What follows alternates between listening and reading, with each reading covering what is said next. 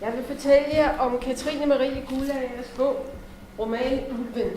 Ulven er første del af en serie, som hun har planlagt skal være på 8 bind. Ulven den foregår fra 1938 til en 10 år frem, det vil sige hen over besættelsen af Danmark. Den finder sted i Køge, og Køge er jo som bekendt, det står der også i bogen, det eneste sted i Danmark, hvor kaffe staves med 1 stavelse og te med 2. Og det ved jeg, fordi Køge er min barndom og min ungdomsby.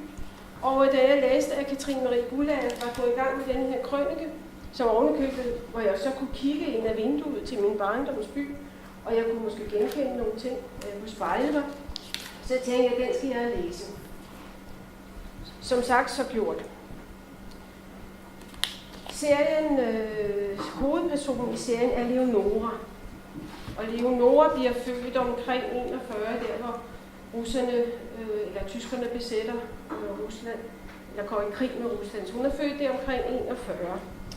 Og denne her bog, den handler primært om Leonoras far og Leonoras mor.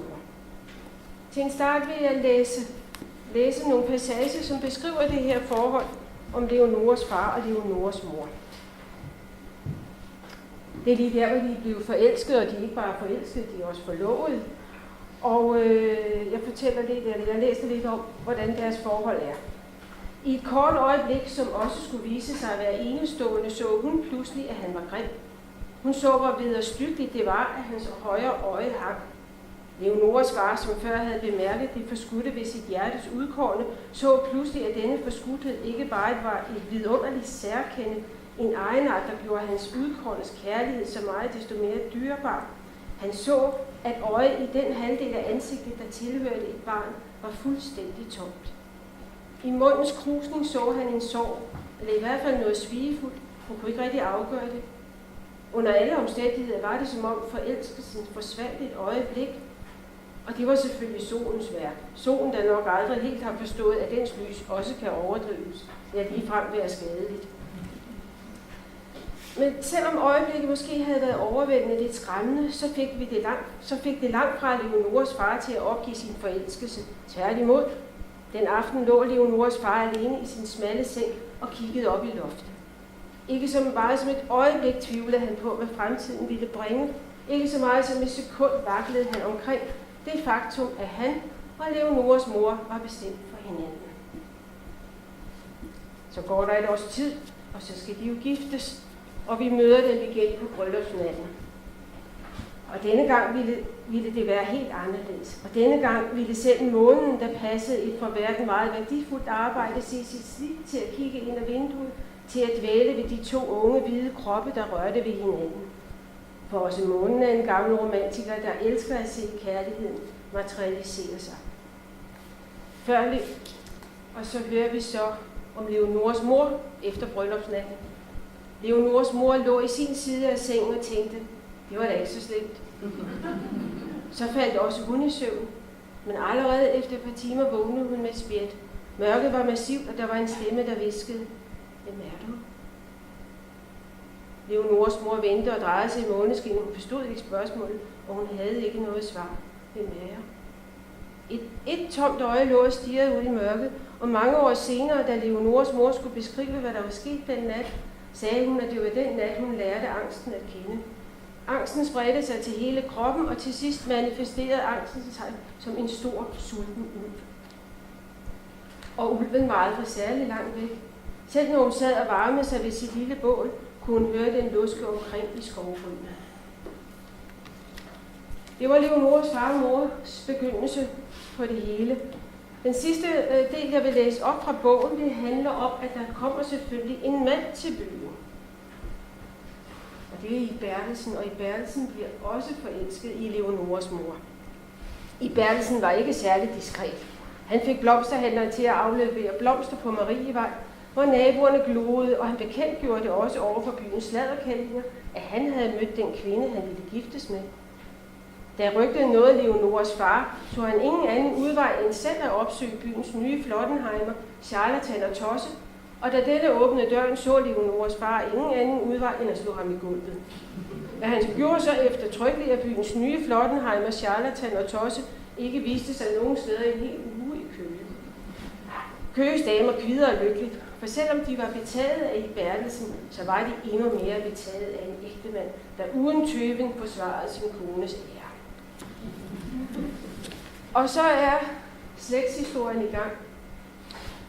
Udover Leonores far og Leonores mor, så hører vi om en række andre personer. Der er lejligheden på Køge Torv, hvor Leonores farmor residerer. Kvinden i sengen, edderkoppekvinden, som spinder sit spind ud og styrer hele familien, og som fortæller den lille Leonore mørke historie om mørkes forunderlighed og uforklarlighed, og om hvordan Køges skæbner en efter en går til grunde. Det fortæller hun den lille Leonore om. Så er der Leonores fastre, ugifte fastre. De bor også i lejligheden på torvet. Det er frøken Mørke og frøken Lys. Der er Leonores morfar, den gode Karl, elskede Karl, som bliver hjulpet af Maren Katrine, den meget handlekraftige Maren Katrine. Og der er et væld af lærerinder og tyske soldater og piger, der bliver forelsket i tyske soldater.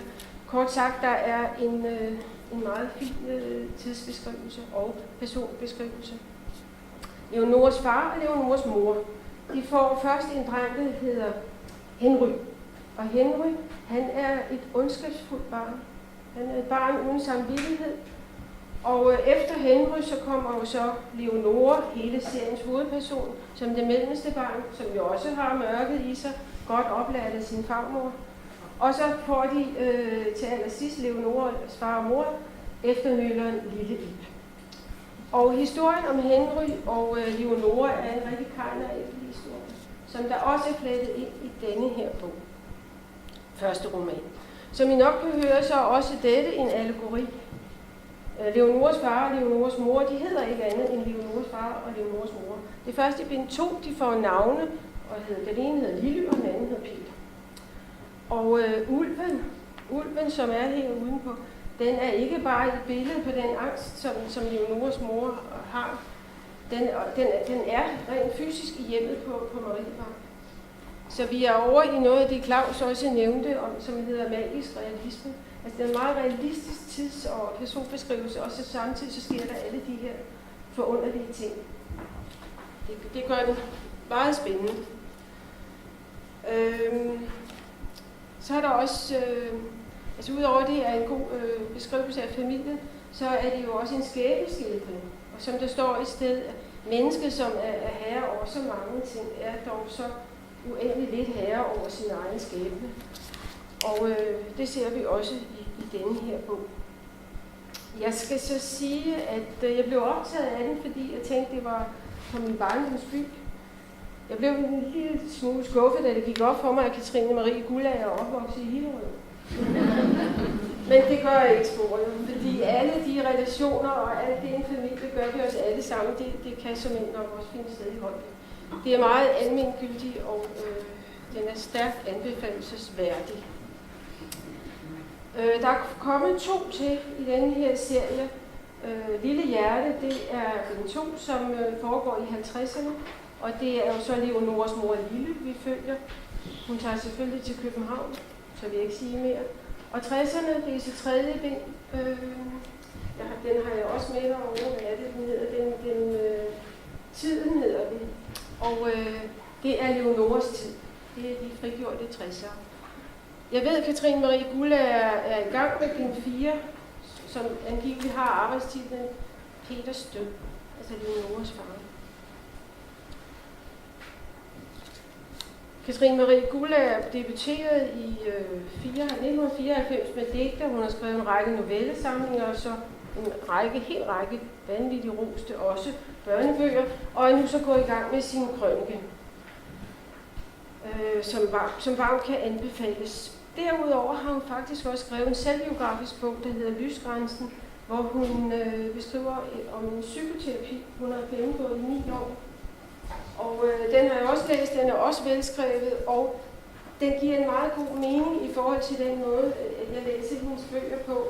Og som hun selv siger, hun deler med mange af sine samtidige forfattere, Sonnergaard og så videre, at det, at man tager nogle meget personlige oplevelser ind og fletter den sammen med en politisk og samfundsmæssig historie. Det kan jeg godt lide.